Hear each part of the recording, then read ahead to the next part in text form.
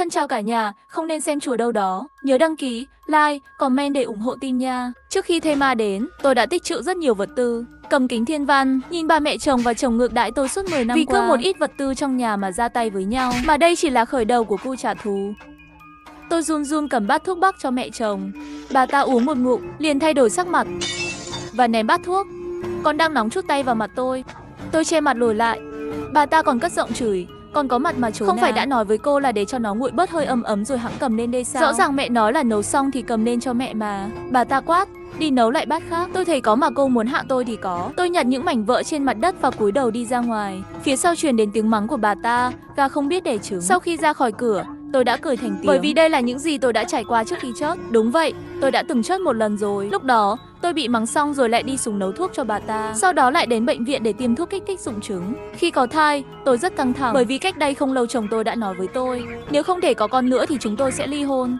Sau này anh ta là con trai đích tôn trong gia đình 3 thế hệ. Vài ngày sau lái xe đến siêu thị mua thức ăn. Qua vài ngày khi lái xe đi siêu thị mua thức ăn thêm lần nữa thì đã phát hiện ra trên đường phố nơi toàn là máu. Xung quanh toàn là quái nhân ăn thịt người. Họ cũng rất hoảng sợ, bảo tôi hãy đi thêm lần nữa mua vật tư. Một việc nguy hiểm như vậy để tôi làm chỉ có một lý do, tôi mua đồ đạc tốc độ nhanh hơn họ.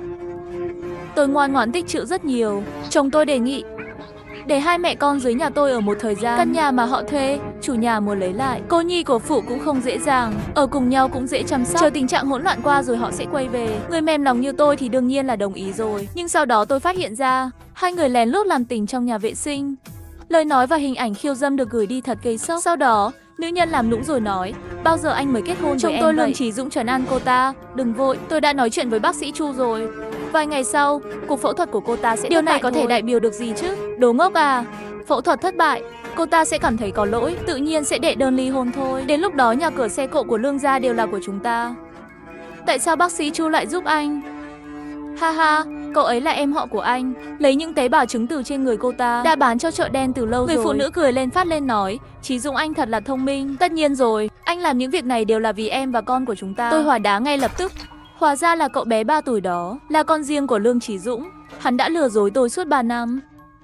Lúc đó tôi rất tức giận, vào bếp cầm dao đi về phía cửa nhà vệ sinh. Ý nghĩ duy nhất chính là rớt chớt chúng. Nhưng tôi chỉ là vì tôi đã tiêm dụng trứng nhiều lần. Mà một người nữ tử yếu như tôi không thể mở cửa nhà vệ sinh ra được. Ngược lại bị Lương Chí Dũng xông ra báo thù. Mẹ chồng tôi chạy tới, bắt đầu nói, cô kết hôn 10 năm không đẻ nấy được một đứa con nào, có tư cách gì mà đòi rớt con trai tôi. Nữ nhân kia cũng bắt đầu mở miệng nói, may cho cô Chí Dũng không thì đuổi cô đi thì đã tốt hơn rồi. Tôi bị trói như một con chó bị ném vào trong kho. Sau đó, virus zombie bùng phát trên diện rộng. Bởi vì hành lang tòa nhà cũ xây không được kiên cố nên xác sống đã nhanh chóng tràn vào bên trong. Bên ngoài hai cửa đều là tiếng kêu của thây ma. Tiểu Tam bối rối đưa ra một ý kiến tôi, nói sẽ ném tôi ra ngoài cho lũ thây ma ăn. Nói như vậy cũng có thể ăn ít thức ăn trong nhà hơn. Mẹ chồng và Lương Trấn Dũng không nghĩ gì cũng liền đồng ý. Khoảnh khắc tôi bị trói và ném ra ngoài, tin tôi như đống tro tàn. Xác sống trước mặt nhanh chóng xông tới, tranh nhau trên người tôi mà cắn xé. Những cơn đau dữ dội ập đến, mắt tôi đỏ ngầu, xương máu càng ngày càng đau đến mất đi ý thức. Thức dậy lần nữa, tôi đang cầm cái bát thuốc nóng lại xuất hiện ở Lương gia. Đó là khi tôi biết mình đã được tái sinh. Lần này tôi sẽ rớt những người đã làm tổn thương tôi, sẽ không tha cho bất kỳ một ai. Tôi ném bát thuốc và chạy vào phòng ngủ, kiểm tra thẻ ngân hàng bằng điện thoại di động. Là một công chức, thu nhập của tôi không thấp, nhưng tất cả đều cho Lương Chí Dũng. Mua nhà mua xe nhiều năm qua, thu nhập trong tay chỉ còn có 5 vạn trong tài khoản và 2 vạn tiền mặt. Không được, tôi phải lấy lại tất cả số tiền của mình. Còn 1 tuần nữa là đến khi dịch bệnh bùng phát. Thời gian gấp gáp, bán nhà bán xe không kịp rồi. Nhưng tôi có cách khác. Ví dụ, sử dụng thông tin cá nhân của Lương Chí Dũng để vay tiền trực tuyến. Trước tiên tôi đã liên hệ với một số công ty cho vay trực tuyến nhỏ trên mạng. Họ nói cần phải cung cấp thông tin cá nhân và phải thông qua tên thật. Sau khi xác thực khuôn mặt mới có thể gửi tiền. Vì thế, tôi nhanh chóng điền thông tin xong rồi xách túi đi ra ngoài. Lái xe đến công ty của Lương Chí Dũng. Anh ấy là quản lý của một công ty bất động sản, đã làm 10 năm trong ngành, lương hàng tháng cũng lên tới hàng chục nghìn. Lúc đi anh ta đang họp. Khi đi ra, tại sao khuôn mặt ủ rũ lại hỏi, sao đột nhiên chạy đến đây? Không phải em nên đến bệnh viện tiêm sao? Chồng tôi rất cẩn thận. Em cần tiền để trả tiền thuốc, thẻ thanh toán không phải là thông tin của em sao? Đột nhiên hết hạn rồi, nên mới đành phải đến đây. Như thế nào? Không phải em có thể quét mặt để thanh toán sao? Tôi lấy điện thoại ra. Lương Chí Dũng không nghi ngờ tôi. Sau ngần ấy năm quen biết, tôi thành thật mà nói chẳng khác gì một con cừu. Sớm để hắn buông lỏng cảnh giác, cho nên hắn liền không kiên nhẫn ngồi ở chỗ đó, cứ để tôi cầm điện thoại để quét mặt. thỉnh thoảng hợp tác nhé. Chớp mắt mở miệng chờ động tác xong chưa? Vẫn đang họp. Tinh một tiếng. Những nền tảng đó đều hiển thị thông qua kiểm toán. Vào thủ tục rút tiền rồi. Trái tim tôi thả lỏng. Hãy nhìn hắn ta với lòng biết ơn. Cảm ơn chồng. Hắn không để ý đến cả đời liền đứng dậy bỏ đi. Phía xa xa, tôi thấy người phụ nữ đứng ở hành lang nhìn quanh. Tóc dài bồng bềnh, múm mĩm trắng sáng, chọn một đôi mắt phượng hoàng nhìn tôi. Hóa ra là cô ta chính là Hóa ra bọn họ ở công ty đã làm cùng nhau. Thuê ở dưới nhà tôi, chỉ sợ là ý của Lương Chí Dũng. Tôi không tức giận. Quay lại và rời khỏi công ty. Trên đường về, điện thoại di động gửi đến gợi ý mở ra xem. Vậy khoản vay trực tuyến tốt nhất đã được thanh toán rồi. Tổng cộng 120 vạn tệ. Tôi không về nhà, mà trực tiếp đi đến công ty môi giới bán nhà. Yêu cầu thuê tòa nhà đối diện nhà tôi. Tầng trên cùng của một căn hộ cao cấp 30 Chị ơi, tầng trên cùng không có. Nhưng có một ngôi nhà 23 tầng trang trí tinh tế 4 phòng 2 sảnh. Có cần không? Tôi nghe vậy rồi mỉm cười. Bởi vì nhà cũ của tôi cũng là tầng 23. Đây là duyên phận chết tiệt gì vậy? Người đại diện đưa tôi đi xem phòng. Căn nhà được cải tạo tốt, cũng đã bỏ không ai thuê được. Thiết bị điện cũng đầy đủ, đồ nội thất hơi ít. Ngoại trừ phòng khách và phòng ngủ chính, còn lại vẫn còn trống. Chị ơi, nếu chị chắc chắn muốn thuê, tôi bảo chủ nhà bỏ đồ đạc ở các phòng khác đi. Không cần đâu. Bao nhiêu tiền? Trả trước 3 phần, tổng cộng 3 vạn tệ. Trung gian giới thiệu. Tất nhiên, cũng có một số căn hộ nhỏ hơn và rẻ hơn. Tôi cười rồi nói, quẹt thẻ đi. Hôm đó tôi có chìa khóa nhà. Căn hộ cao cấp này là một căn hộ 2 tầng điển hình. Dễ phòng ngừa hơn. Tôi tìm thấy cửa hàng và cửa sổ chống trộm trên mạng. Đổi tất cả kính thành loại chống đạn. Và đã lắp đặt cửa sổ chống trộm cực kỳ kín. Loại cửa sổ chống trộm này là vật liệu thép không gì rất dày đặc. Mặc dù không ảnh hưởng đến ánh sáng và thông gió, nhưng những sinh vật lớn hơn một chút, chẳng hạn như chim sẻ không bay vào được. Để bảo đảm tầm nhìn, tôi cũng đang ở ngoài cửa sổ chống trộm, cài đặt một lớp lưới điện. Chỉ cần nhấp vào một nút trong nhà, điện áp cường độ cao sẽ lan rộng. Thương gia thắc mắc. Tôi lập tức giải thích rằng trong nhà có người già hay bị ảo tưởng, luôn lo lắng sợ bên ngoài có thứ gì đó vào. Đây là để cho anh ta yên tâm. Vừa trả tiền đặt cọc xong, số điện thoại mẹ chồng lập tức gọi tới. Bà ta vừa thấy tôi nhấc máy liền bắt đầu chửi. Có tiêm một mũi thôi mà sao đến bây giờ? Trời tối rồi còn không biết đường mà về hả? Sắp về rồi. Bà ta ấn tắt máy. Bà ta không thực sự quan tâm đến tôi, chỉ là giục tôi về nấu cơm thôi. Sư phụ, cửa thang máy cũng thêm một tầng hàng rào bảo vệ và lưới điện. Tôi trả thêm 2.000 chi phí lao động. Trong khi họ đang xây dựng, tôi có đặt 3 máy phát điện chạy bằng năng lượng mặt trời ở cùng thành phố và một bộ thiết bị lọc nước và 30 hàng kệ siêu thị. Tất cả đều là ấn phím khẩn cấp. Hẹn ngày mai đến nhà giao hàng và lắp đặt. Làm xong việc này đã 7 giờ tối rồi. Tôi vội vã lái xe về nhà. Về nhà, chào đón tôi chính là lời khiển trách của Lương Chí Dũng. Còn biết đường mà quay về, bệnh viện gọi tới bảo em căn bản không có tới đó. Gặp một bạn học. Bạn ấy gặp chút chuyện nên em đã đi giúp. Em có biết rằng con trong ống nghiệm quan trọng như thế nào đối với chúng ta như nào không hả? Lương Chí Dũng đi tới nhíu mày nhìn tôi. Em muốn cho Lương gia chúng tôi tuyệt hậu sao? Mẹ chồng bên cạnh châm biếm, chỉ sợ một số người nói dối. Tôi lặng lẽ chờ họ nói xong, con đi nấu cơm. Tôi cúi đầu bước nhanh vào bếp. Trong nắm tay nắm chặt, móng tay đã thủng lòng bàn tay rồi. Sáng sớm hôm sau tôi ra khỏi cửa, vô tình gặp trong thang máy con cô ta và Tiểu Tam La Lệ Lệ. Cô ta nhìn tôi bằng ánh mắt chê bai. Sao trong thang máy này có mùi hôi vậy? Không biết con chó ở đâu. Sau đó, đứa con trai 3 tuổi của cô ta đã đưa tay ra ấn thanh máy, nhấn tầng 23 để đi xuống dưới. La Lệ Lệ không những không quả, còn khen con trai mình thông minh quá. Tôi không thèm để ý đến hai mẹ con nhà này. Nhưng sáng mai bên xây dựng sẽ đến, thời gian rất gấp. Vì vậy, hãy đưa tay ra và ấn tắt hết lại những nút sáng đó. Đứa trẻ kia bỗng nhiên khóc lên, liền lao tới chỗ tôi. Cô là người cấu, cô đáng ghét. Tôi đưa tay đẩy cậu bé ra. La Lệ Lệ nhíu mày nói, cô dám động vào con trai tôi sẽ liều với cô. Hai mẹ con này một người thì lắm mồm, một người thì khóc. Sau khi thang máy đến tầng 1, thu hút rất nhiều hàng xóm, bao gồm cả Lương Chí Dũng sắp đi làm. La Lệ Lệ lập tức diễn kịch bắt đầu khóc lóc. Đại tẩu này tôi căn bản không quen. Cô ta xông vào thang máy rồi liền đánh con trai tôi. Mọi người bắt đầu lên án tôi. Lương Chí Dũng nhíu mày bước vào, nắm lấy tay tôi, sau đó tức giận tát mạnh vào mặt tôi. Em điên à? Đánh con người ta làm gì? Khuôn mặt của họ lần lượt xuất hiện trước mặt tôi. Trong đầu tôi nhớ tôi như một con chó bị đẩy vào một đám thây ma. Nhưng mà tiếp theo đây sẽ đến lượt chúng rồi. Tôi đã nở một nụ cười. Nụ cười này làm họ sợ hãi. Cô ta bị điên à? Điên rồi, đừng để ý làm gì. La Lệ Lệ quay người nhìn tôi một cái, rồi kéo con trai cô ta đi. Những người ở đây cũng đều giải tán. Lương Chí Dũng lạnh lùng nhìn tôi tầm thu. Anh biết 2 năm nay tinh thần của em không bình thường lắm. Bỏ đi, em mau tới bệnh viện đi. Tôi đến bệnh viện Long Thỏ. Ra khỏi cửa đơn vị, tôi đi thẳng vào căn hộ mới thuê. Công nhân đã bắt đầu lát đặt rồi. Bởi vì tiền lương của tôi tăng nhiều hơn, vì vậy tốc độ của họ cũng rất nhanh. Có một vị sư phụ hỏi tôi mua nhiều kệ hàng như vậy làm gì. Tôi nói với họ tôi làm thương mại điện tử. Tôi không phải là đấng cứu thế. Mấy ngày nay bên ngoài mọi thứ đều bình yên. Cho dù tôi chạy đi nói thì cũng sẽ không có ai tin tôi. Khi họ sắp lắp đặt xong, tôi cũng bắt đầu đặt hàng trên mạng lớn nhất thành phố rồi. Đầu tiên tôi mua 3 tủ lạnh công suất lớn và 3 tủ đông. Ngoài ra các loại đồ dùng nhà bếp, từ nồi và chảo đến lò nướng, máy làm bánh mì, gạo và bột mì mỗi loại 50 túi, mì treo 100 gói, dầu ăn 100 thùng. Ngoài ra còn có mì ăn liền, mì gà cay mỗi loại mua 20 hộp. Những thực phẩm chủ yếu này đủ ăn trong nhiều năm. Ngoài ra, các loại ngũ cốc khác nhau giống nhau 50 kg, tảo biển, nấm gỗ, tất cả các loại như của ốc chó, mộc hạt sen quế tròn, các loại nước sốt 20 kg. Gia vị lẩu đường, bột nấm men mua 50 phần mỗi loại, sữa chọn bột sữa và sữa bột cừu. Và 100 túi như thế này, tiết kiệm nhiều không gian hơn đóng hộp. Bia rượu vang đỏ, trà cà phê, nước bong bóng mỗi loại 100 chai. Những thứ này không cần thiết trong sinh tồn, nhưng có thể điều chỉnh tâm trạng. Ngoài ra là đồ dùng hàng ngày, giấy vệ sinh băng vệ sinh cần nhiều hơn, mua mỗi cái 500 phần, đủ dùng cho tới da, dầu gội đầu sữa tắm, xà phòng, bột giặt cũng mua 100 phần mỗi loại. Ngoài ra quần áo chọn không nhiều lắm, tất cả đều là kiểu ở nhà và thể thao. 4 mùa đều có, những thứ này không quan trọng nữa. Trong phòng ngủ, cho dù có khỏa thân chạy cũng không ai để ý nhiều đâu. Bộ đầu giường mua mấy bộ cũng đủ rồi. Khăn tắm hay gì cũng chuẩn bị một cái. Sản phẩm chăm sóc da cũng là tùy tiện mua 10 bộ. Những thứ này phải mất hơn chục giỏ hàng mới mua được. Tổng cộng phải trả là 300 vạn tệ. Siêu thị gọi ngay sau khi tôi đặt hàng. Tôi nói là đang nhập hàng. Họ nói họ sẽ cho tôi một voucher lớn. Phiếu mua hàng tôi dùng hết để đổi nước tinh khiết rồi. 300 thùng. Mua xong những thứ này cảm thấy kiệt sức. Tôi nhắm mắt lại và nằm trên ghế sofa. Ngủ chưa? Sau khi mua vé máy bay vào buổi chiều, gọi điện thoại cho mẹ tôi. Mẹ tôi là một giáo viên tiểu học đã nghỉ hưu nhiều năm.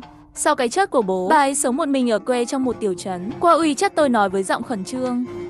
Mẹ con có thai rồi, nhưng bác sĩ nói có dấu hiệu bị đe dọa sảy thai. Con không dám nói cho Lương Gia biết. Mẹ có thể qua đây với con được không? Mẹ tôi vừa nghe xong liền lo lắng, nói sẽ tới ngay. Tôi gửi vé máy bay mà tôi đã đặt sẵn cho bà ấy. Ngoài ra dặn dò, trên đường đến mẹ đừng chậm trễ. Con sẽ đợi mẹ ở sân bay lúc 4 giờ chiều. Siêu thị đến giao hàng rồi. 2 chiếc xe tải lớn đã đến. Hàng chục công nhân, hàng chục chuyến vận chuyển qua lại, đổ đầy kệ 3 phòng ngủ. Sau đó khi tủ lạnh đến, chỉ có thể để ở phòng khách, nhìn những ngôi nhà đầy ắp.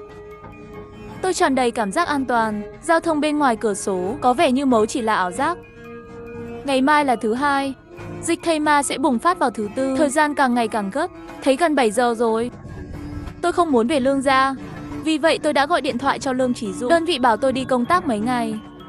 Bây giờ đã đến sân bay rồi. Trong điện thoại, anh ấy bình tĩnh một tiếng. Nhưng khi cúp điện thoại, hắn ta hào hứng quay vài vòng trước gương. Sau đó cầm điện thoại đi ra ngoài. Đừng hỏi tôi làm sao tôi lại biết. Tôi tối qua, thiết bị giám sát được lắp đặt khắp các phòng của Lương Gia. Những camera này, tất cả đều là năng lượng mặt trời tự động sạc. Miễn là có ánh sáng trong nhà, có thể kéo dài một thời gian dài. Tôi thực sự muốn xem nó. Gia đình kia bị đập nát là sẽ vui như thế nào. Sáng hôm sau, tôi đến sân bay đón mẹ tôi. Mẹ tôi mang theo túi lớn túi nhỏ chạy ra từ trong lối đi. Mặt đầy mồ hôi. Thu, có chuyện gì vậy? Tại sao Chí Dũng không đi cùng con? Tôi ôm bà ấy, cầm lấy hành lý trong tay của bà ấy. Mẹ chúng ta vào xe rồi nói. Trong xe tôi nói với mẹ, con không có thai, Lương Chí Dũng ngoại tình rồi, họ muốn đuổi con ra khỏi nhà và sẽ có một đợt bùng phát virus lớn sắp tới. 90% sẽ chết. Mẹ nhất định phải ở cùng với con. Mẹ tôi nhìn tôi. Nửa ngày sau, bà ấy gật đầu. Mẹ nghe con, sau này tôi mới biết, tôi đã thành thật từ nhỏ. Vì vậy, mẹ tôi chắc chắn rằng tôi sẽ không lừa dối bà ấy. Sau khi mẹ tôi đến, giải quyết rất nhiều vấn đề tôi chưa từng nghĩ đến, như tiêu thụ năng lượng và cách có thể duy trì phát triển lương thực. Là mẹ của một giáo viên toán tiểu học, tư duy tương đối nghiêm ngặt và tỉ mỉ, bà ấy đặt ra 2 câu hỏi. Một là xử lý rác thải sinh hoạt hàng ngày. Đến lúc đó cũng không thể chất đống ở nhà sẽ bốc mùi hôi thối. Theo lời khuyên của mẹ tôi đã tìm người cải tạo, lắp đặt riêng cho nhà tôi một đường ống nước riêng có thể thoát nước trực tiếp chảy xuống dưới lòng đất. Ngoài ra, mua một máy nghiền rác chức năng cao. Như vậy dù có bao nhiêu rác thải sinh hoạt, tất cả đều có thể đập vỡ và thoát ra ngoài. Thứ hai là thịt rau không thể bảo quản lâu dài, cho nên nhất định phải có không gian phát triển bền vững. Vì vậy, chúng tôi đã mua một số rau thích hợp cho trồng ban công, hạt giống. Ngoài ra là toàn bộ nguyên liệu thiết bị nuôi trồng thủy canh. Ban công lớn, mặc dù tất cả đã được đóng lại bằng thanh chống trộm, nhưng vẫn còn một số khe hở lộ ra, ánh sáng mặt trời chiếu vào. Đủ năng lượng mặt trời máy phát điện làm việc và sự phát triển bình thường của thực vật. Mẹ tôi còn mua 10 mấy con gà con trong một cái lồng lớn ở góc ban công. Gà đẻ trứng gà, có thể kéo dài đến khi già để cũng được. Đồng thời, phân gà có thể dùng cho dinh dưỡng của một số cây, cũng là sử dụng chất thải, bởi vì tôi đã mua rất nhiều đậu. Cho nên mẹ tôi mua nước muối, như vậy bất cứ lúc nào cũng có thể ăn đậu phụ. Tương tự, bột đá có thể làm bột đá, một số tinh bột đậu xanh khoai lang có thể làm bột lạnh. Mẹ tôi nói, Thu, ngay cả khi ví rút đến trong vài năm, chúng ta muốn chết đói cũng rất khó. Thứ ba ngày hôm đó, chúng tôi mua nhiều thịt và rau quả. Lợn trực tiếp mua 2 con, đóng băng vào mấy tủ đông. Vịt, cừu, bò mỗi con mua 100 cân, với cả thịt xông khói xúc xích mà mẹ tôi mang về từ quê nhà. Kho dự trữ rất phong phú, rau củ mua đều là loại dễ bảo quản. Khoai tây cà rốt, củ sen bí ngô, khoai lang, trứng gà cũng mua hàng trăm cân, tất cả di chuyển. Buổi trưa, tôi đã mua một máy phát điện chạy bộ. Nghe nói mỗi ngày chạy 1 tiếng, có thể sản xuất đủ điện để nấu ăn. Dù sao trong phòng ngủ, khí tự nhiên chắc chắn sẽ không tồn tại lâu. Tôi cũng mua rất nhiều đèn năng lượng mặt trời, hấp thụ năng lượng vào ban ngày, buổi tối có thể chiếu sáng. Và mua 2 máy bay không người lái, 1 chiếc, kính thiên văn và có cưa điện, máy cắt rượu, dây xăng, rượu khô, thuốc cũng mới mua 2 tủ. Dù sao, về cơ bản tất cả các triệu chứng có thể nghĩ đến đều có thuốc kháng sinh tự nhiên trở lại nhiều nhất. Ngoài ra còn là thức ăn tinh thần của chúng ta. Tôi mất 1 đêm để mua hàng nghìn video và hàng nghìn cuốn sách, đặt vào 3 máy tính. Những thứ này tốn thêm hàng chục vạn nữa. Đầu to là chạy, máy phát điện và máy bay không người lái. Nhưng tiền bây giờ đối với tôi chỉ là một số thôi. Người khác đều nói người ta sợ không phải là không có tiền, mà là xác chết. Tiền tiêu không hết, tôi không muốn gặp rắc rối này. Nhìn trời sắp sáng rồi. Lúc này là 5 giờ sáng thứ Tư rồi. Chỉ còn vài tiếng nữa là đám thây ma xuất hiện. Mẹ tôi nắm chặt công phu cuối cùng, làm 2 lọ kim chi. Bà ấy nói người Tứ Xuyên chúng ta làm sao có thể rời khỏi kim chi được. Tôi nằm trên giường, nhìn bầu trời trắng bệch ngoài cửa sổ. Mẹ có sợ không? Mẹ tôi lắc đầu, chỉ cần Thu nhà chúng ta không sao thì mẹ cũng không sợ gì cả. Con cũng không sợ, miễn là mẹ tôi ở đây, tôi cũng không sợ. Mẹ tôi hơi buồn, tôi đã thông báo cho rất nhiều người thân và bạn bè, nhưng hình như không ai tin. Còn có mấy người nói muốn đưa tôi đi khám bác sĩ tâm lý. Thành thật mà nói, nếu không phải tôi đã từng trải qua, tôi cũng cảm thấy mình điên vì hành động này rất giống bệnh thần kinh này. Chuyển phát nhanh đến cửa sau bình minh. Tôi chuyển vài tài liệu qua đây luôn, gửi đến địa chỉ này nhanh nhất. Khoảng 1 tiếng nữa, điện thoại của tôi đổ chuông. Trên đó hiển thị 2 chữ cặn bã. Vừa nhấc máy nghe, bên kia liền truyền đến tiếng gầm rú của Lương Chí Dũng. Tầm Thu, cô có phải bị điên không vậy? Cô thực sự đã sử dụng thông tin của tôi để vay tiền trực tuyến. Ai cho cô cái gan đó chứ? Gan lớn đó là do anh cho tôi đó. Tôi bình tĩnh nói. Tầm Thu, cô ngay bây giờ lập tức cút về đây cho tôi. Tôi nở một nụ cười. Xin lỗi anh nhé, không còn cơ hội để gặp lại tôi nữa tôi đâu. Lương Chí Dũng lớn tiếng nói, cô muốn ly hôn với tôi. Ha ha, chỉ cần tôi không ký tên, Tầm Thu cô chả có cái gì cả. Ly hôn không ly hôn cũng không sao. Dù sao thì tôi cũng. Tầm Thu, Lương Chí Dũng, tôi khuyên anh nên lo lắng về khoản vay trực tuyến của anh. Ngày mai là thời gian trả tiền rồi, sẽ tăng thành 200 vạn, anh chuẩn bị đi. Tôi khổ tâm. Hắn bắt đầu mắng tôi 3 chữ kinh. Tôi cầm điện thoại xa tay một chút rồi tắt đi. Sau đó tôi mở một bộ phim, đặt điện thoại thành im lặng, cứ để hắn gọi vô số lần. Tôi không thèm nhìn, tôi chỉ muốn khi thây ma đến thôi, cho anh ta một chút cá cược. Lúc này đồng hồ trên tường hướng về 10 giờ. Đây là lúc lũ thây ma bùng phát. Tôi đứng trên ban công nhìn xuống phố, nhìn đạo sĩ bình tĩnh như bóng tối trước bình minh, cho đến khi một tiếng hét mới có thể vang lên ở xa. Đám đông náo động. Một phụ nữ toàn thân dính đầy máu chạy thẳng ra đường. Cô ấy bị một chiếc xe tải đâm bay mất 10 mấy mét, đồng thời mấy chiếc xe phía sau còn chưa kịp phanh lại cũng đâm vào đầu.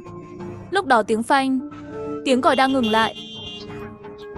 Lúc này giữa đường giống như một vũng bùn lầy nữ nhân, vậy mà lại di chuyển, rồi cô ấy lại tự động đứng lên. Sau một lúc vấp ngã, mở miệng đầy máu ra, cắn vào người đàn ông bên cạnh. Cô ấy lập tức cắn xuống một miếng thịt lớn. Người đàn ông hét lên, ngã xuống đất co giật. Những người xung quanh đi kéo, lại có mấy người bị cắn. Và sau khi những vết cắn này co giật một lúc, rồi đứng lên nhảy sông về phía những người qua đường khác. Một truyền 10, 10 truyền trăm. Sớm thôi, ngã tư sẽ đầy máu và thây ma. Thu thật sự là thây ma sao? Có người nào ra đây để can thiệp không? Xác sống sẽ nhanh chóng lan rộng. Chúng ta không thể chịu đựng được lâu đâu. Tôi thì thầm nói, lần trước, chính phủ và quân đội đã đến rất nhanh, đóng cửa thành phố, nhưng cũng vô dụng. Tốc độ lây lan của thây ma rất nhanh. Có rất nhiều người chạy đến siêu thị, rất nhiều người chạy đến nỗi ngã cả ra. Tôi lo lắng nhìn ra siêu thị bằng kính thiên văn. Nhà thuốc sẽ sớm bị cướp hết đồ thôi. Con người trong khi hoảng loạn, sự sụp đổ của mọi tầng lớp xã hội là cực kỳ nhanh chóng. Tôi thở phào nhẹ nhõm, nhớ lúc đó, cảnh mua hàng một mình. Lúc đó tôi đang đẩy xe đầy hàng, di chuyển trong đám đông, nhanh tay nhanh mắt để cướp lấy vật tư. Quá nhiều người, đã ngã nhiều lần giữa chừng. Nhân viên thu ngân bồn chồn khi thanh toán. Đang tính tiền hàng được một nửa thì đột nhiên nói, bà đây không làm nữa. Trong nhà tôi còn chả có thứ gì. Cô ấy liền quay đầu cũng chạy vào siêu thị. Mọi người hoảng sợ vài giây sau cũng bắt đầu cướp đồ. Cảnh tượng hỗn loạn. Tôi luồn lách để thoát đi ra khỏi đám đông, mang đồ lên trên xe. Trên đường về, gặp phải mấy con thây ma. Nhưng khi về nhà, mẹ của Lương Chí Dũng lại mặt mày sưng xỉa. Sao lại mua nhiều vậy? Những thứ này đủ ăn vài ngày. Bà ta cũng không quan tâm đến đầu óc rối bù và quần áo lộn xộn của tôi. Lương Chí Dũng nhìn thẳng vào đầu gối của tôi. Cẩn thận, lùi lại một bước. Như này là tôi sao vậy? Tôi nhìn xuống đầu gối đẫm máu. Giải thích ngay là em không bị cắn. Đây là em bị ngã khi cướp đồ. Lúc đó tôi nghĩ họ sẽ quan tâm đến tôi. Giờ nghĩ lại, nếu tôi thực sự bị thây ma cắn thương, tôi sợ lúc đó đã bị đuổi ra khỏi nhà rồi. Tôi cười lạnh, cúi đầu mở thiết bị giám sát. Trên máy tính xuất hiện hình ảnh Lương gia. Lúc này Lương Chí Dũng đang đi qua đi lại trong phòng khách, như một con kiến bò trên chảo nóng. Mẹ của Lương Chí Dũng đi ra. Chí Dũng sao con còn không đi làm? Đi làm cái gì chứ? Tâm thu đồ tiện nhân đó lên mạng dùng thông tin của con vay tiền rồi. Mẹ Lương Chí Dũng chép miệng, nó muốn chớt thì cứ để nó chớt. Hai đứa lập tức ly hôn, để nó tự mình trả nợ. Trả gì chứ? Nó dùng tên con. Lương Chí Dũng gầm lên, không được, con phải đi tìm được Tấm Thu cô ta ra, xem con không đánh chớt con tiện nhân đó. Tôi xem đến phát cười, hai người này sợ là còn không biết bên ngoài tình huống gì. Một bên mẹ nghe thấy tôi bị mắng, vô cùng tức giận, hai người này sao lại là loại người như vậy? Để mẹ đi chửi cho chúng một trận. Tôi tóm lấy bà ấy, mẹ, báo ứng đang đến rồi. Lương Chí Dũng trên màn hình đang đi ra ngoài, bên ngoài cửa là một cô gái đang khóc. Giọng nói đó rên rỉ nghẹn ngào nghe không thật lắm. Lương Chí Dũng mở cửa, một bóng người màu đỏ nhảy vào lòng hắn. Đó là La Lệ Lệ. Chí Dũng, trên đường em gặp được rất nhiều kẻ điên. Chúng đang ăn thịt người. La Lệ Lệ mở điện thoại ra cho họ xem, là thật đấy. Đây là ảnh em vừa chụp được. Mau mau đâu. Đi thôi, chúng ta đến nhà trẻ đón nó về. Lương Chí Dũng hét lên, mẹ mau đi xuống siêu thị dưới nhà xem, mua chút đồ ăn, đồ uống gì đi. Thế là hai cái kia chạy ra ngoài với tốc độ rất nhanh. Mẹ Lương Chí Dũng đứng ở cửa rất lâu, lúc này mới nhận mệnh, cầm ví tiền đi ra ngoài. Sau khi kết hôn hầu như đều là tôi mua đồ ăn. Giờ đến lượt bà ta rồi. Vừa xem phản ứng quen thuộc của mẹ Lương Chí Dũng và La Lệ Lệ, ảo tưởng cuối cùng của tôi cũng biến mất. Hóa ra mẹ Lương Chí Dũng vẫn luôn có tình cảm. Tôi đứng trên ban công, nhìn bóng mẹ Lương Chí Dũng bước ra khỏi cửa tiểu khu. Bà ta đã rất lo lắng cả một quãng đường, giữa chừng còn bị đám đông chạy qua xô ngã một lần. Đang xem đây, dưới lầu có tiếng còi của tòa nhà. Do tình hình đặc biệt, tiểu khu sẽ khẩn trương đóng cửa để cách ly. Mỗi nhà chỉ có thể có một người ra ngoài mua sắm mỗi ngày. Dịch vụ nhà ở đây cũng tốt đấy nhỉ? Mẹ tôi nói, thực ra tôi đã gọi cho bên dịch vụ nhà ở đây một tiếng trước rồi, đề nghị họ nhanh chóng đóng cửa tiểu khu. Hiện tại thây ma vẫn chưa xuất hiện trong tiểu khu, kiểm soát là tạm thời. Tiếng khóc bên ngoài cửa sổ. Tôi và mẹ tôi có chút bối rối, chỉ cần xem tin tức. Người dẫn chương trình trên tin tức gọi đó là tình trạng bất thường, nhắc nhở người dân hết lần này đến lần khác tìm nơi trú ẩn nhanh nhất có thể, chờ cứu hộ. Tin nhắn bật lên trên điện thoại cũng vậy. Nhưng mở Weibo WeChat, nhưng lại có thể nhìn thấy cảnh tượng chân thật tàn nhẫn nhất. Vô số người đã đăng video trực tiếp, chân tay gãy đoạn, máu chảy khắp nơi, ở giữa toàn là tiếng khóc và tiếng khóc. Tôi đã quan sát một chút, một người từ bị cắn đến biến thành thây ma, chỉ có vỏn vẹn trong vòng 1 phút thôi. Khoảng thời gian này ngay cả chạy cũng không kịp. Và sau khi trở thành thây ma, tốc độ và sức mạnh tăng lên gấp nhiều lần. Sẽ dần mất đi cảm giác đau đớn và suy nghĩ, như một cỗ máy giết người tàn bạo. Vậy bất kể tình huống thế nào, chúng ta cũng không thể ra ngoài, không có cơ hội thắng. Mẹ tôi gật đầu, hai tay cứ run rẩy. Mẹ vừa gọi điện hỏi hàng xóm, ở quê cũng bùng phát rồi, họ không chuẩn bị gì cả, chỉ có thể ở nhà chờ chớt. Đúng vậy, trước đây cũng như vậy, virus zombie bùng phát đồng thời ở hàng trăm nơi trên cả nước. Rất là quỷ dị. Tôi nhớ lại, bị trói trong phòng chứa đồ, nghe thấy tiếng tivi nói, cho đến khi tôi chớt, thế giới cũng không tìm ra nguyên nhân xuất hiện của thây ma. Mẹ tôi đi đến và nhanh chóng ôm lấy tôi, Thu Thu, đừng nói chữ chớt, lần này chúng ta sẽ sống sót.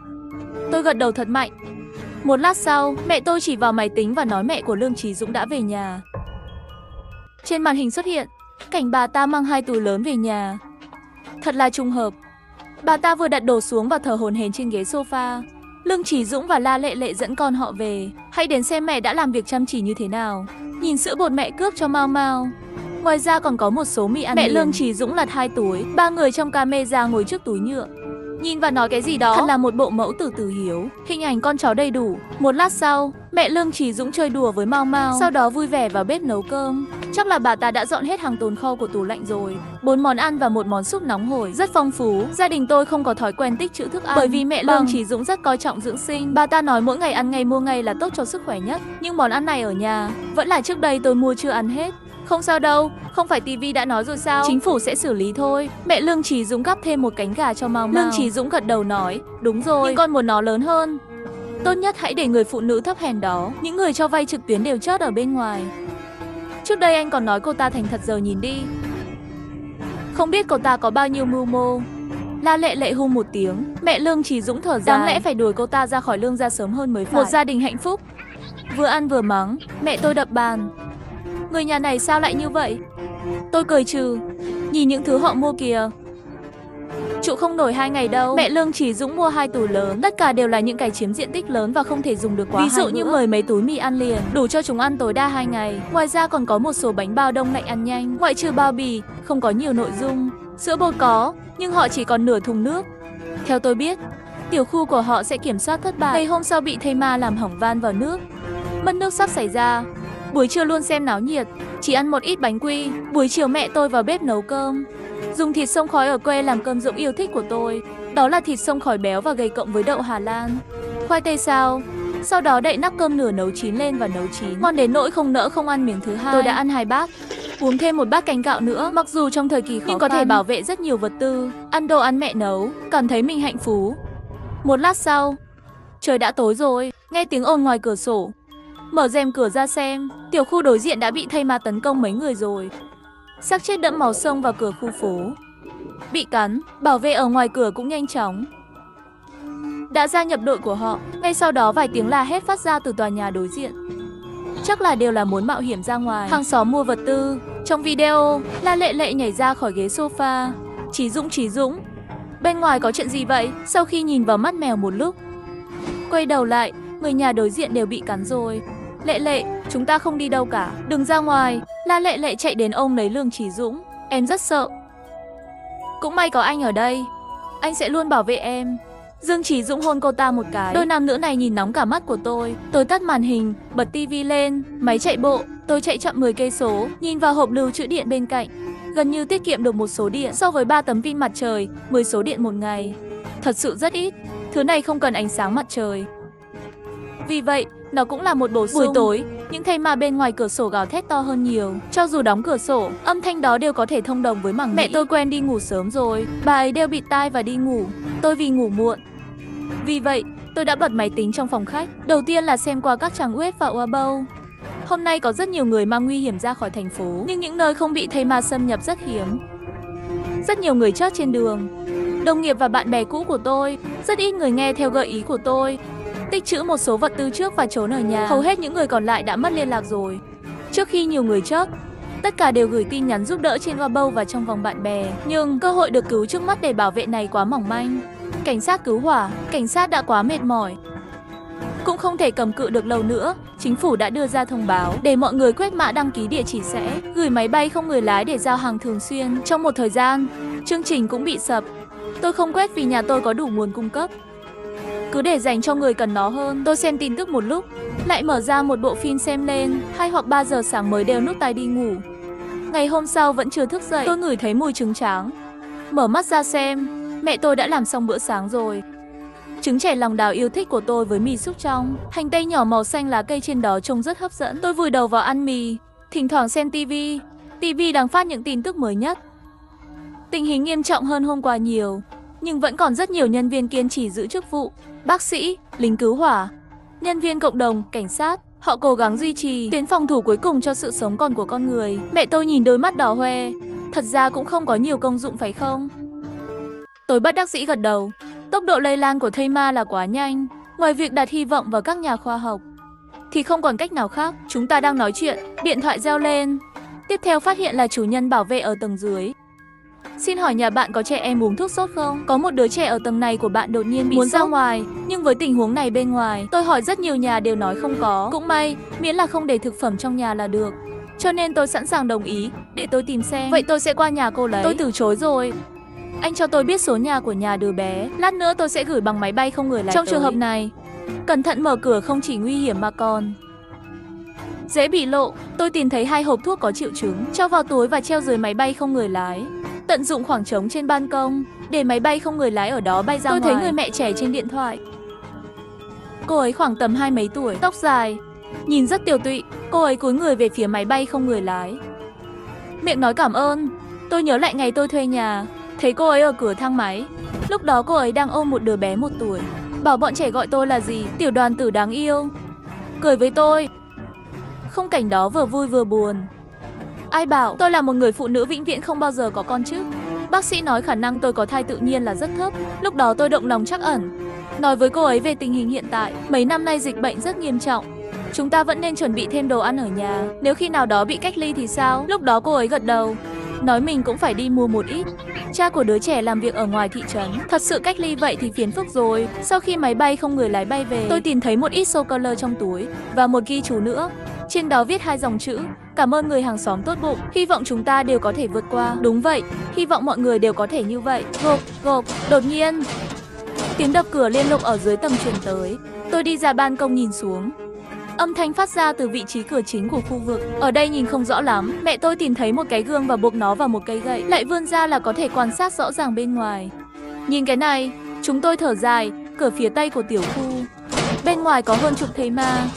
Bọn chúng hình như đã ngửi thấy mùi thịt người bên trong, đang điên cuồng đập vào cửa sắt lớn, cố gắng đột nhập vào trong. Dưới lầu không biết từ đâu có một cậu bé. Cút đi, lần sau mà tới thì ta liều mạng với các người. Sau câu nói này, tần suất bị đám thây ma đâm vào cửa cao hơn. Tất cả giọng nói đều nghe người sợ hãi. Tôi lập tức gọi điện thoại cho bên dịch vụ nhà, làm phiền hãy vui lòng thông báo cho chủ sở hữu, hãy để họ đừng bốc đồng, miễn là chúng ta trốn trong đó, họ không thể vào được. Gã đó không nói gì nữa. Sau khi thây ma bên ngoài và chạm rất lâu, đuổi theo vài người trên phố, cuộc khủng hoảng tạm thời được giải tỏa. Chỉ có thể tạm thời, bởi vì tôi đoán rất nhiều người trong khu phố này đều không có nhiều hàng. Vì để không chớt đói, họ sẽ mạo hiểm ra ngoài. Chưa kể một số gia đình không thể trở về, bọn họ chỉ sợ mạo hiểm cũng muốn ra ngoài tìm. Cho nên thất thủ chỉ là chuyện sớm muộn gì thôi. Đây cũng là tôi từ chối tham gia nhóm chủ sở hữu cộng đồng và lý do để giữ một khoảng cách nhất định với họ. Tôi có rất nhiều vật tư, một khi bị người ta phát hiện, chắc chắn sẽ trở thành nơi công kích. Tôi không thể bảo vệ mẹ và bản thân mình. Tình hình sau đó kéo dài 2 ngày. Ngoài những thây ma lang thang trên đường phố, hầu như không còn người sống. Cửa của tiểu khu mỗi ngày đều có số lượng lớn thây ma đến đập, mà khu phố bên trong Lương Gia đối diện càng thêm thê thảm. Một đêm nào đó, tôi tận mắt nhìn thấy 10 mấy tầng, một nhà 3 người bị thây ma ép nhảy lầu. Thi thể của một số người đã thu hút vô số thây ma. Ngay sau đó họ lại vặn vẹo và đứng lên, di chuyển về phía trước. Còn Lương Gia thì sao? Vẫn còn sống. Họ nấu mì gói, trứng chiên vẫn an toàn. Chỉ là La Lệ Lệ hơi quá. Bên ngoài có bất cứ động tĩnh gì cũng kêu gào, có hơi ồn. Chỉ là trong nhà cô ta thật sự hết lương thực và nước uống. Chiều nay, Lương Chí Dũng nhìn túi thực phẩm rỗng không, phàn nàn: Mẹ mua ít đồ thế này, chỉ đủ để ăn mấy ngày. La Lệ Lệ cũng nói: Di ơi, con thấy người ta đều là một túi gạo, một túi mang về nhà. Tôi nghe qua máy tính đều cười, nói mua gạo không phải là trò đùa sao. Mẹ Lương Chí Dũng là một bà mẹ chồng được nuông chiều, hầu như chưa từng phải đi mua đồ ăn, có thể xách nổi 50 cân gạo. Mẹ Lương Chí Dũng quả nhiên đã tức giận rồi, thế mà cũng nói được. Sao không tự đi mua đi? Không mua được gì. Bà ta thường xuyên thao túng tôi và chỉ đạo tôi làm việc quen rồi. La Lệ Lệ đâu có thể chịu đựng được, lập tức lộ vẻ mặt ủy khuất: Chí Dũng, anh xem em cũng không nói gì đâu. Lương Chí Dũng không vui rồi: Mẹ nể mặt Mau Mau, mẹ nói ít đi vài câu đi. Tôi cũng là nghĩ cho cô đã để lại hậu nhân cho Lương gia, nếu không. Mẹ Lương Chí Dũng hôn một tiếng. Ngày hôm sau ngoại trừ Mau Mau uống bát sữa, họ không còn gì để ăn. La Lệ Lệ đang đi quanh nhà, sau đó gọi điện thoại trong phòng ngủ. Buổi chiều, cô ta lặng lẽ mở cửa phòng, đi ra ngoài. Tôi cầm kính thiên văn để quan sát, phát hiện cô ta quay trở lại căn hộ thuê ở tầng 22. Chẳng bao lâu sau có một người đàn ông có thân hình chắc nịch lái xe máy xông vào tiểu khu. Nơi anh ta đi cũng chính là tầng 22. Tôi lập tức điều khiển máy bay không người lái theo dõi qua. Tôi nhìn thấy nội dung sau đây bên ngoài cửa sổ nhà anh ấy: Lệ Lệ, anh đã mạo hiểm để giao thức ăn, em không cho anh gặp Mau Mau sao? Tôi nói cho anh biết, chúng ta đã ly hôn rồi, con trai thuộc về tôi. Mẹ kiếp, cô rốt cuộc là có muốn dẫn nó ra đây? Người đàn ông túm lấy tóc của La Lệ Lệ: Một người giao hàng như anh, tôi không muốn con trai tôi có một người bố mất mặt như anh đâu. La Lệ Lệ hét lên và cấu xé anh ta. Cô ta không biết rằng là tiếng của cô ta quá lớn, thu hút sự chú ý của thây ma đang đi lang thang ở bên ngoài. Xác sống điên cuồng lao tới. La Lệ Lệ đã nhìn thấy rồi nên thừa dịp người đàn ông không chú ý, đẩy anh ta ra. Thây ma ôm lấy người đàn ông và bắt đầu điên cuồng cắn xé. Anh ta hét lên một lúc, cuối cùng cũng ngã xuống. Còn La Lệ Lệ nhân úc thây ma xông tới đó, tranh thủ chạy loạn lên lầu. Tôi điều khiển máy bay không người lái, chụp ảnh cận cảnh mấy người đàn ông. Anh ta và Mau Mau trông giống y xì hệt được in ra vậy. Đây mới là bố ruột. Sau đó tôi lái máy bay không người lái về, trích xuất tài liệu video vừa rồi. Camera giám sát trong màn hình ghi lại La Lệ Lệ đang thở hổn hển. Đã trở lại tầng 23, Lương Chí Dũng đã ngủ nhưng nghe thấy động tĩnh, liền nhanh chóng đi ra. Lệ Lệ em làm sao vậy? La Lệ Lệ nói, em xuống nhà lấy ít đồ ăn. Thức ăn đâu? La Lệ Lệ nhìn về phía nửa túi nhựa trong tay. Có thể là chạy quá nhanh. Có thây ma ở dưới lầu. Thật đáng sợ. Lương Chí Dũng đau lòng nói, ngày mai anh sẽ tìm cách ra ngoài tìm thức ăn. Em không cần phải lo lắng nữa, tôi thật sự không nỡ làm gián đoạn tình cảm đậm sâu của họ. Nhưng lúc này lại phải làm phiền một chút. Tôi mở WeChat, gửi video vừa rồi cho Lương Chí Dũng. Lương Chí Dũng cầm điện thoại lên, một lát sau, mặt anh ta như đáy nồi. La Lệ Lệ, Mau Mau thật sự là con của tôi à? Đương nhiên là phải rồi. Vậy đây là ai? Lương Chí Dũng mở đoạn video trên điện thoại di động, nói xem đây là ai đi. Đây, La Lệ Lệ hoảng loạn. Chí Dũng, anh nghe em giải thích đi. Anh ta là chồng trước đây của em, nhưng đứa bé thực sự là của anh. Trẻ con không biết nói dối. Lương Chí Dũng xông vào trong phòng, nắm lấy Mau Mau dọa cho đứa trẻ sợ hãi bật khóc. Nhìn khuôn mặt này, rõ ràng là giống hệt như thầy ma trong video. Còn nói là con trai tôi. La Lệ Lệ há miệng muốn biện hộ, bị Lương Chí Dũng tát vào mặt một cái. Cô ta đánh trả, lại là cái tát một cái ngược lại. Lương Chí Dũng đánh liên tiếp 10 mấy cái. Lương Chí Dũng tức giận chửi, đồ phụ nữ thối, dám lừa lão tử. Mẹ, mau tới giúp đi. Mẹ Lương Chí Dũng trốn trong nhà nghe trộm chạy ra. Hai mẹ con hợp lực dùng dây thừng trói cô ta lại, ném vào phòng chứa đồ. Một bên Mau Mau sợ hãi khóc lớn, cũng bị Lương Chí Dũng dùng băng dính dán miệng lại và nhốt vào chung. Nữ nhân này quá ác độc. Mẹ sớm đã cảm thấy có gì đó không ổn. Mẹ Lương Chí Dũng từ bỏ, con cũng đâu có thể ngờ cô ta lại độc ác như vậy đâu.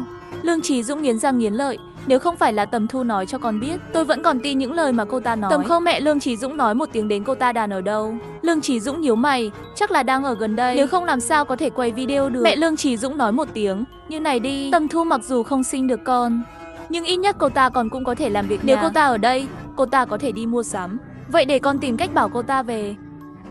Nhất định cô ta sẽ quay về, chỉ là không thể kéo mặt xuống. Lương Chí Dũng suy nghĩ một chút, rất nhanh điện thoại tôi có chuông báo vang lên. Trên đó hiển thị rõ ràng hai chữ cặn bã, Tầm Thu. Giọng của Lương Chí Dũng vang lên, bây giờ em đang ở đâu? Nếu không quay về đi, chuyện trước kia coi như bỏ qua đi. Bỏ qua, nhưng chuyện cho vay qua mạng đã xong rồi. Đến lúc đó cô tự trả lại. Mẹ cô không có chút tiền tiết kiệm sao? Căn nhà đó cũng đáng giá. Tôi đã cười. Như vậy đi. Lương Chí Dũng khoan dung nói, ở bên ngoài cũng không dễ dàng. Trốn như một con chó. Tôi bình tĩnh nói, giống chó không phải anh sao? Trên bàn nhà anh chỉ còn nửa túi sữa bột. Anh đã sẵn sàng để liếm đến cuối cùng chưa? Cô, Lương Chí Dũng nhìn ra bên ngoài cửa sổ. Cô ở đâu? Sao cô lại biết chuyện này? Tôi hô một tiếng rồi liền cúp điện thoại 2 lần. Lương Chí Dũng trong video rất lo lắng, chạy quanh nhà để kiểm tra. Tôi đã vứt điện thoại sang một bên. Nhìn mẹ đang lo lắng trong bếp. Mẹ, con đói rồi, tối nay ăn gì ngon ngon tí. Thịt bò viên hầm mà con yêu thích nhất. Mấy ngày mẹ tôi thay đổi cách làm đồ ăn ngon cho tôi. Dù sao trong nhà có nhiều lương thực, món lông gà mới trồng cũng đã mọc một miếng. Ở nhà không lo ăn. Sau bữa tối, tôi lại cầm kính thiên văn trên ban công quan sát thây ma. Số lượng của chúng ngày càng nhiều, từng con một nhảy lang thang, như một khúc gỗ chất treo trên đường phố. Bất cứ nơi nào có chút động tĩnh sẽ nhe răng chạy về phía trước. Sức chiến đấu bùng nổ. Tôi dự đoán được một phần, nếu tôi ở ngoài kia để chống lại chúng, sợ là đến một con đều không đối phó được. Như sáng hôm qua, tôi đã lái máy bay không người lái đến một trường học gần đó. Nơi đó sớm đã thất thủ rồi. Trên sân thể dục, trong phòng học khắp nơi đều là thây ma, trên người toàn là máu. Sau đó có một người còn sống sót ở đâu chạy ra. Một chàng trai nhìn trông cũng khá khỏe mạnh. Cậu ta cầm một cây gậy bóng chày, đấm mạnh vào người chúng, cố gắng trốn khỏi trường. Vừa bắt đầu thì cậu ấy còn cố gắng đánh trả, ôm đầu mấy thây ma. Thời gian lâu dần, cậu ta vẫn là bị đám thây ma đó cắn xé. Trong ống kính ghi lại đôi mắt tuyệt vọng vô thần của cậu ta, làm người ta thật đau lòng. Chúng ta đang đứng trước sức mạnh khủng khiếp như vậy, rốt cuộc vẫn là quá nhỏ bé. Ban đêm tiếng của thây ma nghe dường như lớn hơn một chút, nhưng tôi đã bắt đầu quen rồi. Nghe một lúc, bắt đầu buồn ngủ rồi. Tôi nhẹ tay nhẹ chân trở về phòng ngủ đi ngủ, để không đánh thức mẹ ngủ sớm. Trước khi đi ngủ xem điện thoại, tên cặn bã lại gửi hàng chục tin nhắn. Tôi cũng không xem, trực tiếp cho hắn ta vào danh sách đen. Hình như lại qua 2 ngày, tiểu khu của chỗ chúng tôi đã thất thủ. Trên thực tế, tiểu khu của chúng tôi được kiểm soát nhưng không thể chịu được đám thây ma tấn công hết lần này đến lần khác. Thêm vào đó, có một người đàn ông trên tầng 7 không thể chịu được. Ông ta buộc phải ra ngoài, với sức từ bên trong và bên ngoài. Cánh cổng cuối cùng cũng đổ. Ngoài một số cư dân được kiểm soát tốt, Những người khác đều trở thành thức ăn trong miệng của thây ma. Mẹ tôi lo lắng. Tôi nắm tay bà ấy. Hãy để bà ấy thả lỏng. Tin rằng chúng ta nhất định sẽ không xảy ra chuyện gì đâu. Và gia đình Lương Chí Dũng bên này tình hình nghiêm trọng hơn. Bởi vì không có lương thực dư thừa, hai mẹ con vì tranh giành chút sữa bột kia liền ra tay đánh nhau. Mẹ Lương Chí Dũng từ trước tới giờ chưa bao giờ phải chịu. Teo là mẹ ruột mày. Teo đã nuôi mày lớn bằng này. Mày không biết cảm ơn thì thôi đi, lại còn cướp cả đồ ăn của Teo. Lương Chí Dũng cũng không chịu thua kém. Ba còn biết bà là mẹ ruột của tôi. Nếu không phải vì bà, tôi có thể rơi vào tình cảnh như hôm nay sao? Hai người này thật là buồn cười. Ha ha. Mẹ tôi và tôi xem đều cười. Mẹ Lương Chí Dũng nghiến răng nghiến lợi nói, giờ còn biết trách cả tự Teo mình là 10. Cuối cùng ngay cả đến con trai mình cũng không phải con ruột của mình. Đuổi vợ đầu đi rồi. Mày đúng là con trai tốt của Teo ha. Nói xong liền đập cho Lương Chí Dũng một cái. Lương Chí Dũng tức giận vì xấu hổ, trái tay cũng cho mẹ mình một phát đập. Bà là một bà mẹ chồng độc, bà lại dạy những thứ không ra sao cho tôi. Thế là hai người đánh nhau. Tôi cười lạnh một tiếng, hai người này không phải là mẹ hai con hiểu đổ lỗi cho nhau chỉ vì một miếng sữa bột. Lại đánh nhau. Có lẽ đây mới là con người thật của họ. Sau khi hai người trong camera an ninh đánh nhau 10 phút, sưng tấy hết cả mặt mũi lên, sữa cũng bị xé ra làm hai nửa, vương vãi hết trên mặt đất. Hai người giống như quỷ đói vậy, liền sữa bột trên sàn nhà. Xem đi, khi ngày tận thế đến, có ăn là tốt lắm rồi. Ai còn quan tâm nó có còn sạch hay không cơ chứ? Tôi cũng may mắn, ông trời đã cho tôi một cơ hội để làm lại, để tôi có chuẩn bị từ trước. Đột nhiên có một tiếng va chạm trước cửa nhà Lương Chí Dũng. Thây ma đã tấn công tiểu khu của họ rồi. Hai mẹ con trên mặt đất nhanh chóng đứng dậy. Mẹ Lương Chí Dũng mở miệng nói trước. Làm sao bây giờ? Lương Chí Dũng trầm tư một lát. Hãy vứt hai mẹ con La Lệ Lệ ra ngoài đấy cho chúng đi. Ai bảo con khốn đó đã lừa con lâu như vậy. Mẹ Lương Chí Dũng cũng đồng ý. Hai người lôi hai mẹ con La Lệ Lệ tới trước cửa. La Lệ Lệ cầu xin. La Chí Dũng anh không thể đối xử với tôi như vậy được. Đồ khốn nhà cô. Đây là cái giá phải trả của cô khi đã lừa dối tôi. Nhìn thấy thây ma sắp đập cửa vào rồi. Lương Chí Dũng nhanh chóng mở cửa. Với sự giúp đỡ của mẹ mình, họ đã ném hai mẹ con La Lệ Lệ ra ngoài. Một thời gian ngắn, hai mẹ con La Lệ Lệ đã trở thành bữa ăn của những thây ma. Một trong số đó là chồng cũ của cô ta. Hai người họ vốn cho rằng họ đã đẩy hai mẹ con La Lệ Lệ ra ngoài thì tất cả mọi chuyện sẽ ổn. Không ngờ hai mẹ con La Lệ Lệ lại mang trong lòng hận thù. Sau khi trở thành thây ma, họ lại điên cuồng đập cửa nhà hai mẹ con Lương Chí Dũng. Chưa đầy nửa tiếng sau, cửa cũng đã bị phá ra. Bởi vì hai mẹ con đánh nhau trước đó, lúc này cũng đã thành thức ăn của hai mẹ con La Lệ Lệ. Xem đến đây, mẹ tôi cảm khái nói, quả nhiên thế giới này đôi khi vẫn công bằng. Tôi gật đầu.